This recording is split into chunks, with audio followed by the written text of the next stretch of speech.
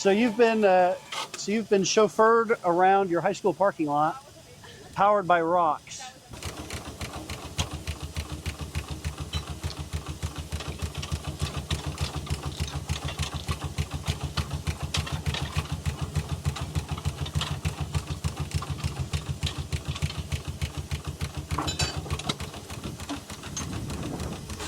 Alrighty. So what you're looking at is a real functioning steam engine. There's not an electric motor hiding somewhere or a gasoline engine. This is actually a true to form steam car, just shrunk down. It's half size in every dimension. We call it half scale. The full size one's twice as long, twice as wide, twice as tall. This weighs 2,400 pounds. The full size one weighs 6 tons. This engine is a kit build engine from a company called Steam Traction World. They supply mostly finished kits to people that want to buy them. And then you work and finish all the parts, put it together, test it, paint it, and then that's it. You've got a functioning steam car. I built this during the pandemic. I got furloughed from my job. I was a ticket salesman at the Jazz Lab right down the road. And they said, "You're not essential, bye-bye." And Dad and I started looking at all the prices crash on everything. We said, let's do it. And we did it. And I worked on it for 4 months, full-time, 40 to 50 hours a week in my garage. And it moved under its own power for the first time in December of 2020. So, how does a steam engine work?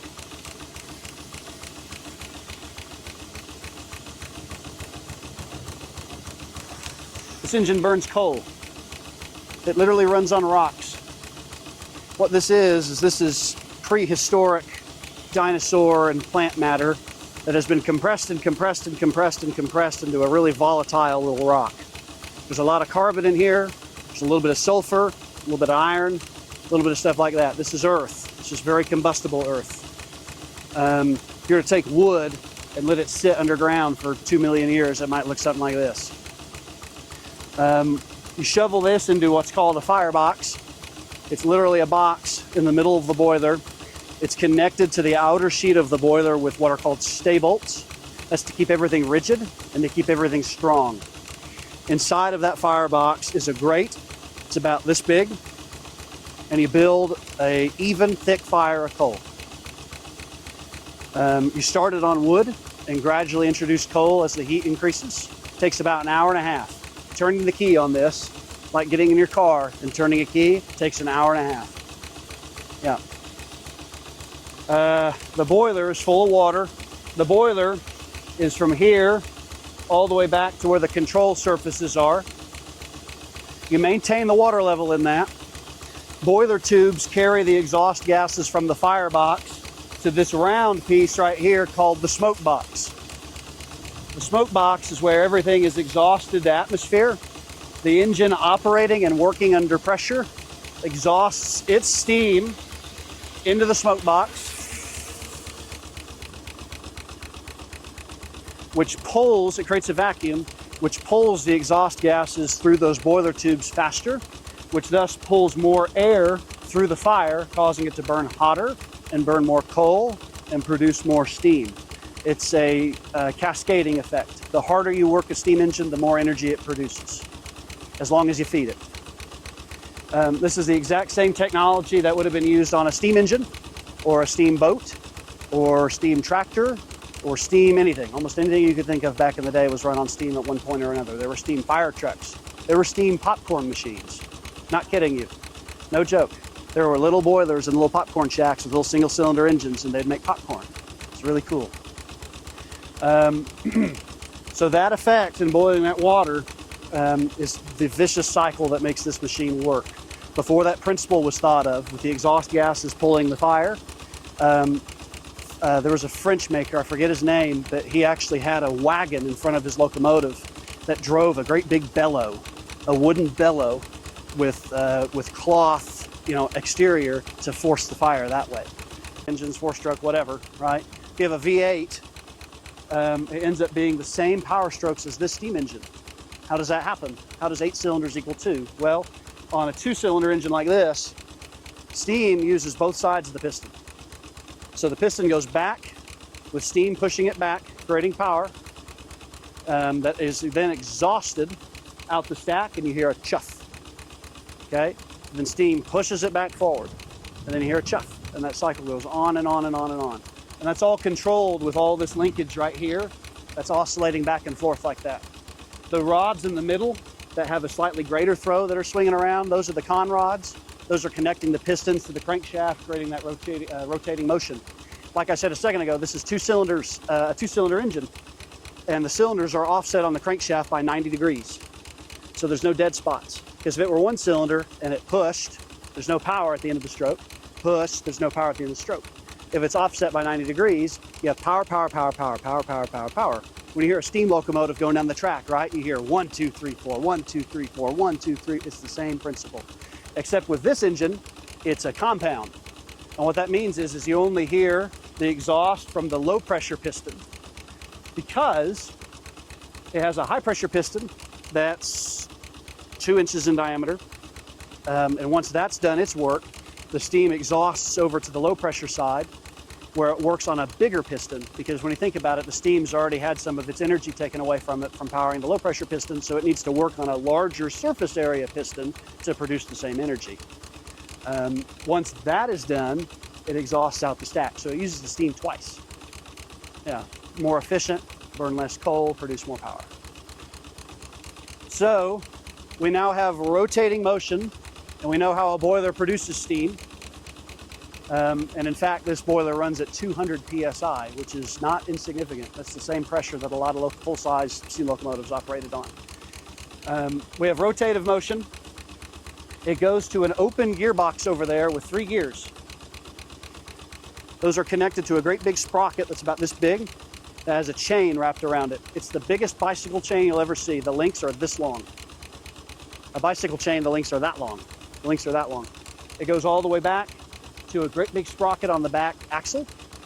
That sprocket is about this big, and it's enclosed in there, but you actually see the drum that it's in.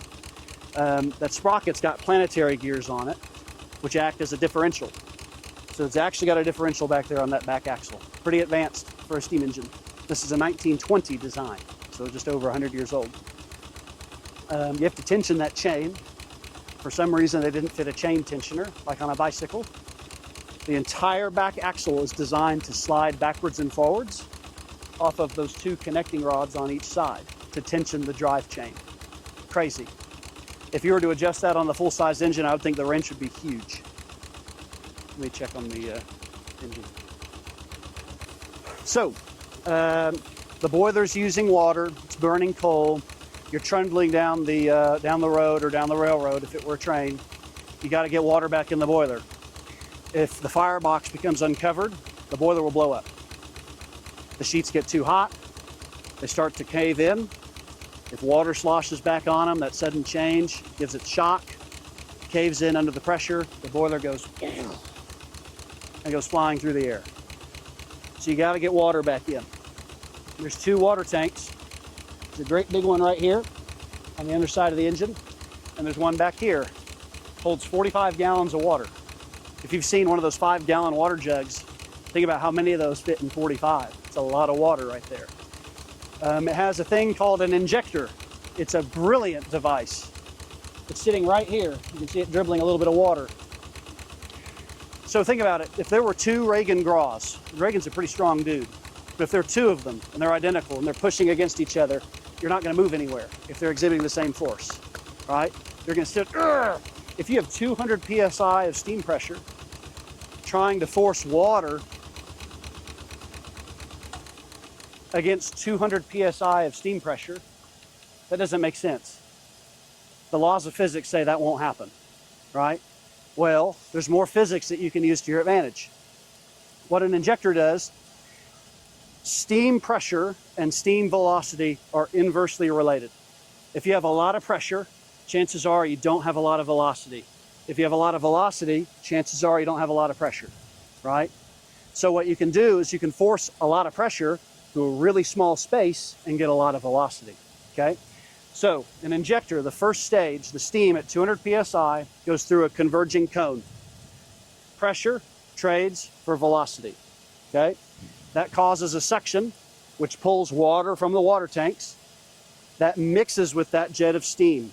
That water partially condenses the steam back into water, creating more vacuum. That's the magic principle that makes this work, okay? That mixture, including that vacuum, which has ferociously accelerated the process, goes through another converging cone, which makes it go crazy. I mean, it's moving unbelievably quick. As a mixture, then it diverges. The mixture of steam and water diverges, and the pressure ends up being far higher than 200. And thus it can force feed water into itself. Really cool. If I were to take the cones out of that injector, you'd go, how the heck did they make that? It's really neat. You got to get the water mixture just right. You got to get the steam mixture just right. But when it works so well. It makes a great sound too. Turn the water on, start seeing water dribble. And there you go. Makes a great sound.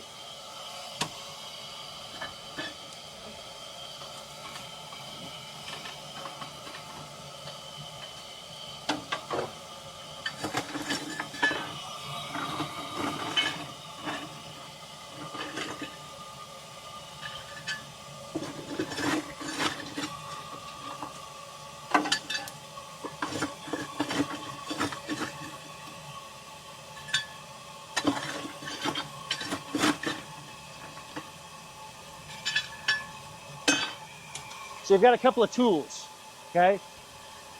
You have a little bitty shovel, half-size shovel. On a full-size steam locomotive,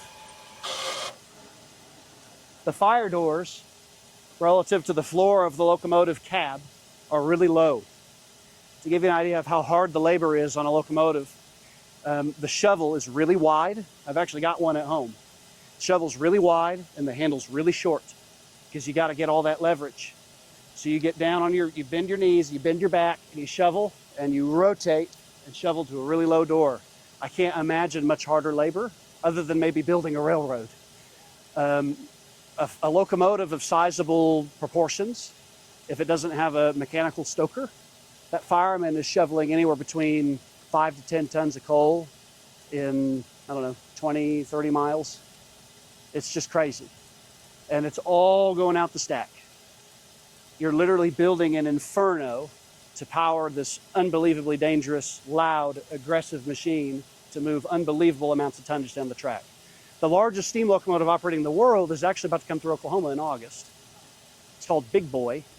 It's been restored by Union Pacific. It is 132 feet long and weighs 1.25 million pounds. It deserves its name, Big Boy. I promise you. It's made by Alco, yep, American Locomotive Company. That locomotive's got a mechanical stoker, but it's, think about that weight. The boiler is approaching 80 feet long by itself. That engine is capable of starting trains that are 7 miles long. Think about it, a train that is 7 miles long. That's like if you're to have a train span the entire length of Edmond from one end to the other. Think about the tonnage that is. Yeah, maybe a 10,000 ton train. So anyway, this truck is a very faithful model of a 1920 Foden C-type. Is the very end of steam truck design. And true to its original design, it's got roller bearing components in the crankshaft. It's got roller bearing components in the back axle and front axle. There's very little about it that's not truthful to the original. These were like Amazon trucks back in the day. These were delivering goods to shops. They were delivering beverages to certain drinking establishments. They were doing all of that work, delivering coal from place to place. I mean, anything you could think of, raw materials to foundries. They were quite literally the kind of like our modern Amazon truck, truthfully. Like a workhorse. Yeah, well, they replaced workhorses. That's why machines like this are called an iron horse. And what did the horse replace? It replaced a lot of manual labor. The full-size ones routinely can go about 35, 40 miles an hour. This one's comfortable at about 12 and maxes out at about 22. It's the scariest 22 miles an hour you'll ever see. When it's working hard, the fire reaches 2,000 degrees. It just goes white. You can't see the coal anymore. You can't see anything other than just like staring into the surface of the sun. Well, anyway, who'd like a ride? Do I have emails? Actually, we get our coal. I have Sloan. Okay, and I have Eastman. Perfect. A bit more ideal for this application than Oklahoma coal. But Eastern Oklahoma does actually have coal mines. The coal's just really pretty low quality. Yeah. It's got a lot of impurities in it, and it's just really smoky. This engine, whoops. I've run this engine on Oklahoma coal. It just takes a little bit more of it, and doesn't look as good doing it. So, Kind of like starting a fire with yeah, that's a great way to think about it. So how did you, what gave you the idea to build this? Was this like always like a dream that you had, or who scored? Well, I was eyeing these kits for a couple of years, and I've rebuilt miniature steam engines before. Like Dad and I have a model railroad in our backyard. The track gauge is 7.5 inches, and it took us 13 years to build it. I rebuilt all those locomotives, but I had never started on a project from scratch, and someone advertised this incomplete kit on Facebook Market. They had most of the kits in boxes. They had assembled the main frame, just the bare bones frame. And they were the third, they were the second, we were the third. They were the second folks to try to finish it. They didn't get all that far. That being said, the frame was well built, it was well assembled, and it was in primer. So it was a good place to start. And we got a really good deal on it because the world was ending. Yep. This engine is worth, I won't say exactly how much we spent on it, but this engine is worth more than double what we paid for it. And if we were to go to England and try to sell it right now, it would achieve $60,000. Yeah. Here in the States, I have no idea. It's the only one in the States. There are people that want these. There are people that have reached out for me for advice that are trying to build these. When the company found out about us over here, they kind of freaked out because we built it really fast. It went from a bunch of boxes and a pipe dream to a running engine in 4 months. And they all went, what just happened? That's right. And we also ran it a whole bunch in those first 2 years, probably 2 or 3 times a month. This engine has clocked close to 1,000 real miles. Yeah, isn't that fun? Yeah, it's so fun. It's been remarkably reliable. Steam engines are not known for their reliability. This one has had one problem. We hit a pothole on Bryant, between 33rd and Memorial, where the road gets real rough. We hit one of those potholes a little too fast, and one of the right-hand rear wheel bearings fractured.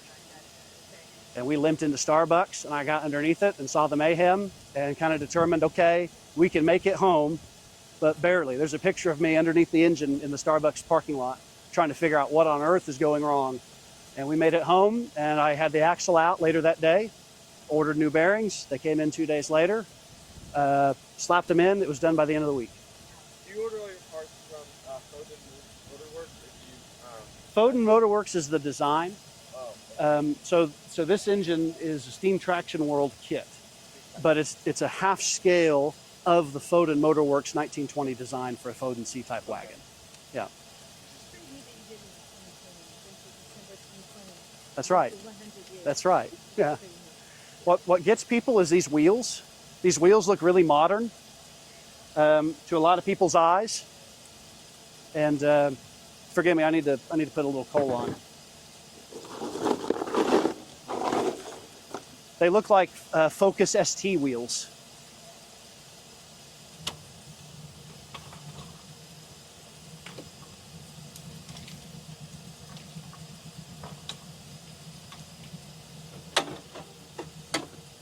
But believe it or not,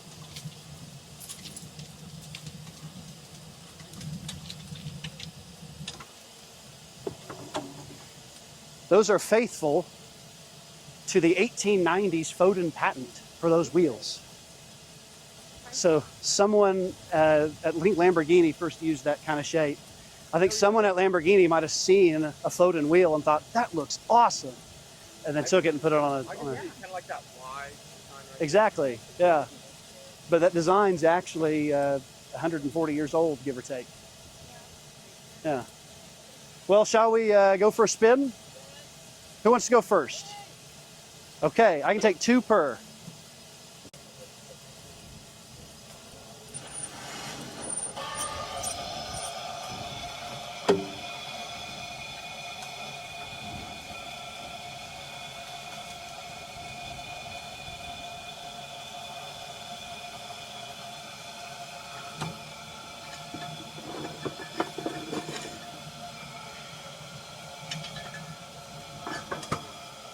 It has 3 noise makers. It's got a horn, like an old car. It has a siren, and it's got a whistle. That gets people's attention. All right, are y'all ready? Yeah, put it in gear.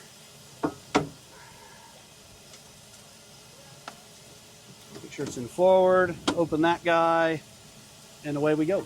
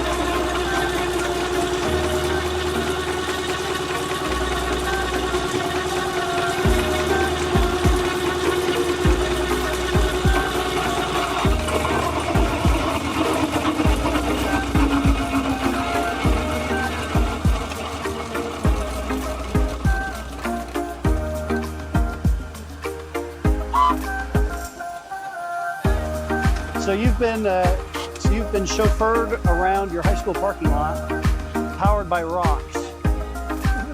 Yeah, powered by rocks. What do we think about the smell of coal smoke? Is it smells like fireworks? I love it. I'll tell you, if it were a cologne, I'd buy it. I promise you. I love it. I love the smell of coal and trail leather.